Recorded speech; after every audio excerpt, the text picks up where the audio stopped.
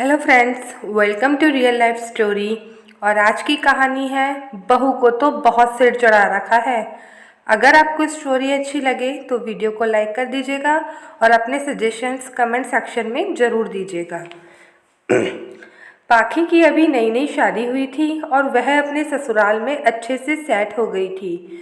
और पाखी की सासू माँ ने इस बात को समझ भी लिया था कि पाखी अपने ससुराल और मायके में बैलेंस बनाकर चल रही है और उसने अपने ससुराल वालों को भी अपना समझ लिया है। एक दिन पाखी की मौसी सास उससे मिलने उसके ससुराल आई, क्योंकि वे किसी कारण से उनकी शादी में नहीं आ पाई थी। पाखी ने मौसी सास का बहुत अच्छे से स्वागत किया और उनकी पसंद की चीज़ें खाने में बनाई। एक दिन जब पाखी घर के सारे काम से फ्री हो गई, तब उसने अपनी सासू माँ से कहा कि मम्मी जी, आज मैं पापा के यहाँ जा सकती हूँ। तब उसकी सासू माँ ने कहा कि हाँ पाखी, जाओ। तब उसकी मौसी सास ने कहा कि अभी शादी को कितना सा समय हुआ है और तुम्हें अभी से ही इतना मायके जाने की लगी रहती है। पाखी ने तो मौसी सास को कुछ भी नहीं कहा और मुस्कुराकर कमरे से बाहर चली गई। आइए अब जानते हैं पाखी के अतीत के बारे में। पाखी की मम्मी की मृत्यु जब वह 12th में थी तब हो गई थी और उसका छोटा भाई 10th में पढ़ता था। पाखी की मम्मी जब उन्हें बचपन में ही छोड़कर चली गई तो पूरा परिवार उनको खो देने से टूट गया और सभी ने पाखी के पापा को पुनर्विवाह करने के लिए बोला, पर उन्होंने दोबारा शादी करने से मना कर दिया। पाखी के पापा ने अपने दोनों बच्चों को बहुत हिम्मत से संभाला और उन्हें मम्मी और पापा दोनों का प्यार दिया और उन्हें किसी भी चीज़ की कोई कमी होने नहीं दी। और ऐसे ही समय बीतता गया। पाखी ने पूरे घर को संभाल लिया। वह पूरे घर का कामकाज, भाई की पढ़ाई और राशन पानी सबको पाखी ही संभालने लगी और साथ में अपनी कॉलेज की पढ़ाई भी करती रही।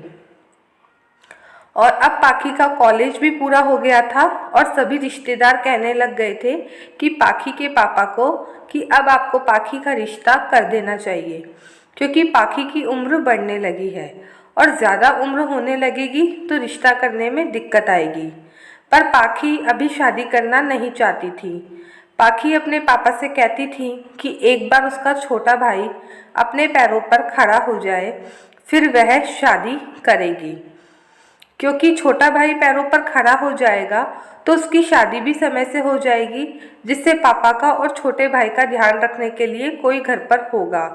पर अगर पापा मैं पहले शादी कर लूँगी तो आपका और छोटे भाई का ध्यान कौन रखेगा, और मुझे ससुराल में हमेशा यही चिंता सताती रहेगी कि आप दोनों कैसे हो। तब पाखी के पापा ने कहा कि नहीं बेटा, ऐसे नहीं होता है। शादी तो समय पर ही होनी चाहिए और हर काम की एक उम्र होती है, और मैं ये नहीं चाहता कि हमारी वजह से तुम अपनी शादी की उम्र को ऐसे ही व्यतीत कर दो। फिर पाखी के पापा ने पाखी को मनाया और उसकी शादी तय कर दी। जब पाखी का रिश्ता पक्का हो गया तो उसने अपने ससुराल वालों को ये बात साफ साफ बता दी कि मेरे मायके में मेरी माँ नहीं है और मुझे 7 दिन में अपने मायके आकर अपने पापा और भाई को संभालना होगा।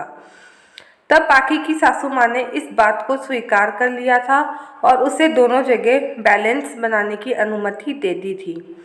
इसलिए पाखी आज अपने मायके जा रही थी, जिस कारण से पाखी की मौसी सास उससे नाराज थी। पाखी की मौसी सास को आए हुए अब 10 दिन हो चुके थे और वह उनके यहाँ 15 दिन के लिए रहने आई थी। तो अब पाखी वापस से 1 हफ्ते बाद अपने मायके जाने लगी। तो उसकी मौसी सास गुस्सा होते हुए बोली, कोई ज़रूरत नहीं है तुम्हें वहाँ जाने की। मायके से इतना मोह अच्छा नहीं है। जब तुम मायके से मोह हटाओगी तभी तो ससुराल में रम पाओगी। उन्हें उनके हिसाब से ज़िंदगी जीने दो। अब कोई तुम्हारे पापा या तुम्हारा भाई इतने छोटे या नादान थोड़ी ना है जो तुम्हारे बिना नहीं रह पाएंगे। और जीजी, आप भी अपनी बहू को कुछ नहीं बोलती हैं। आपने तो इसको बहुत ही ज़्यादा सर पर चढ़ा रखा है। तब पाखी की सास ने बोला, रमा, तुम जबरदस्ती गुस्सा कर रही हो। मेरी और पाखी की शादी से पहले ही इस बारे में बात हो चुकी थी। तब मौसी सास ने कहा, रहने दो जीजी, आप तो बहुत सीधी हो और इसका सब लोग फ़ायदा उठाते हैं। तब पाखी से जवाब दिए बिना रहा नहीं गया और उसने कहा, मौसी जी, आप ऐसे अपशब्द मत काम में लीजिए।